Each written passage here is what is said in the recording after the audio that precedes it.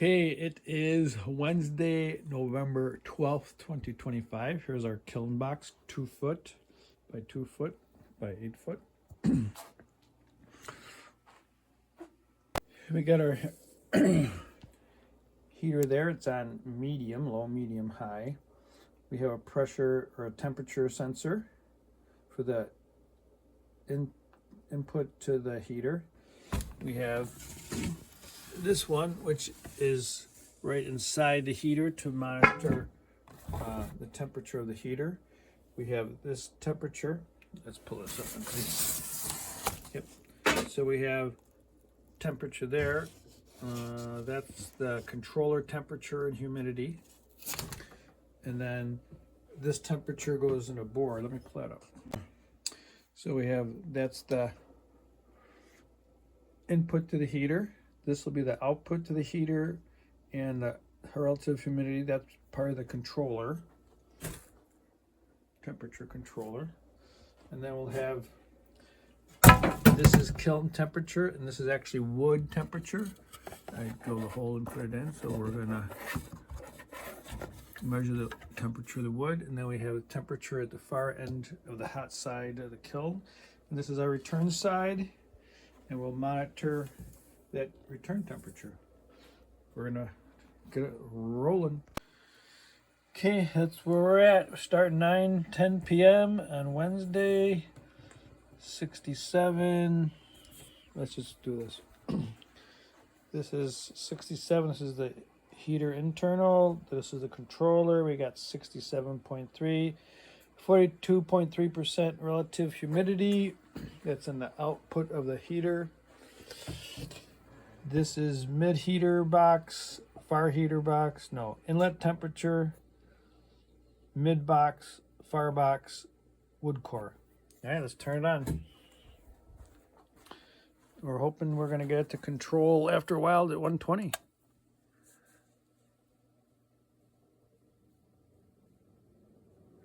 All right, this says this is 69, starting to climb. We got set for 120, so it's going to keep putting out till it gets up to 120, and it's going to cycle. Oh, there we go. This is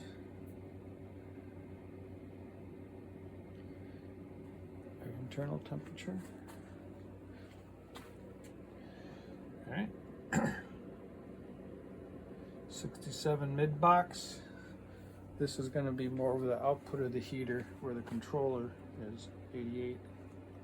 Let's see what happens over time.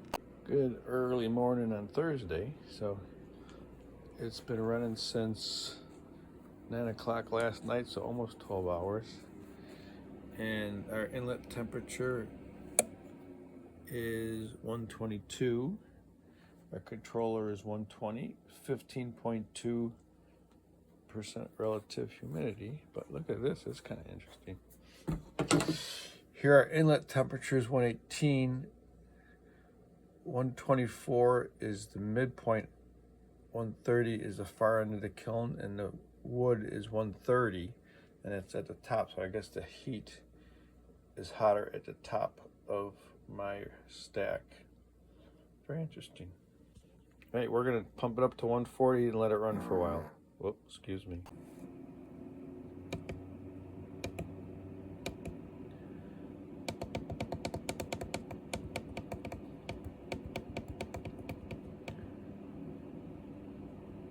Okay, we set it to 140s. Let's see how this works. So here's some data that's plotted. So the inlet is going to be this temperature. So this is the inlet to the heater, and this is about 10 hours. This is the output from the heater set at 120. It varies between 117 and 120. This is the temperature in the chamber halfway down. So you can see the temperature after about 10 hours is even a little bit higher than at where the controller is. And this line is at the end of the chamber, and you can see that temperature even. So that is up higher in the corner, so it must be like a dead air space. I don't know. But take a look at this. The core temperature of the wood has now reached up above my set point. It's 130 degrees inside the piece of wood, which is at the top of the stack on the hot side. So very interesting. And down here is the relative humidity at the controller point.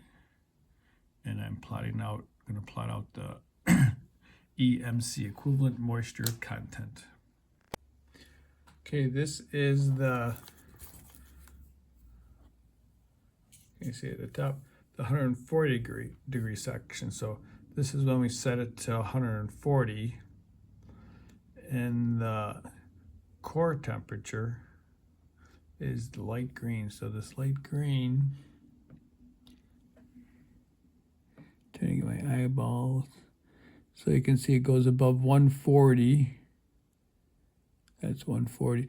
So it stays above 140 for about 2+ hours. And then we turn the temperature off.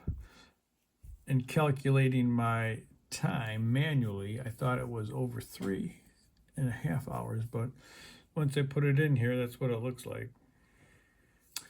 So it was able to control. Here, let's take a look at a full run. So we started at room temperature. We set it to 120. Took a while to get to 120. Then we set it to 140. Went up to 140 pretty quick. Then we turned it off, and but it took, to get back down to where we started. It took, so let's say that's 37 from 17, so like 20 hours to actually get back down to room temperature or so. So kind of interesting. No, actually, we turned it up over here at 13, so 37 minus 13, so like 24 hours, like a day of just turning the temperature off, leaving everything as is. So that was pretty positive results, that I could control it at 120, could control it at 140. Parts of the chamber got above 140. Yeah. So a few days after we turned it off, but we haven't had time. We've been pretty busy. So let's open this up and see what the inside looks like after our temperature run.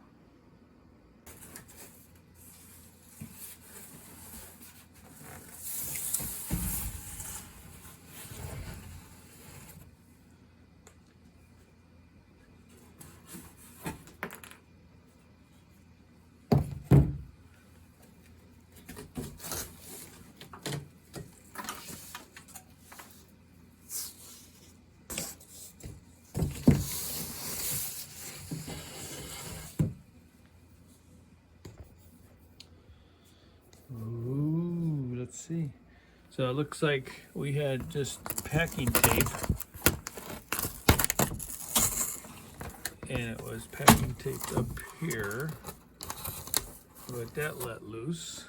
All right, this part looks like it stayed pretty much intact. Packing tape seems to not do so good under high temperatures. This is what happened to the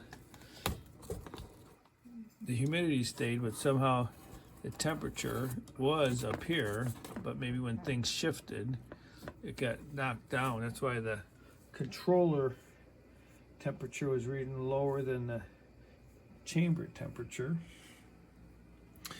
This one stayed about right. The one in the wood stayed okay. What the heck happened to this one? That one was over here. And let's see, our end baffles kind of got wonky. All right. Note to self, taped in that packing tape. Well, held up pretty good. I mean, all things considered, but not the best. So this is our wood, and this is the piece of wood that we said got to be over 140 for 2+ hours. Hey, let's get the moisture meter and see what we got. Let's check moisture meters.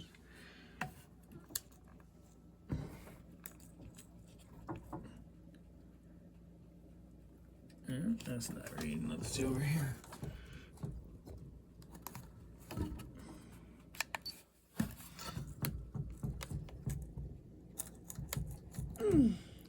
Well, either there's something wrong with my moisture meter or it's reading below what that can read. This is, let's check this one over here.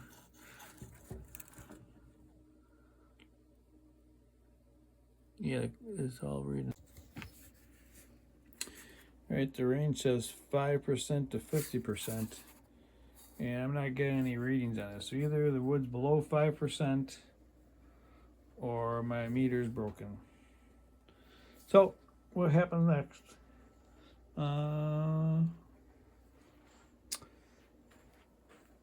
This wood is probably dry. I don't know if it's sterilized. Maybe we could try another run with the same load, wood load. I'm not sure what to do yet.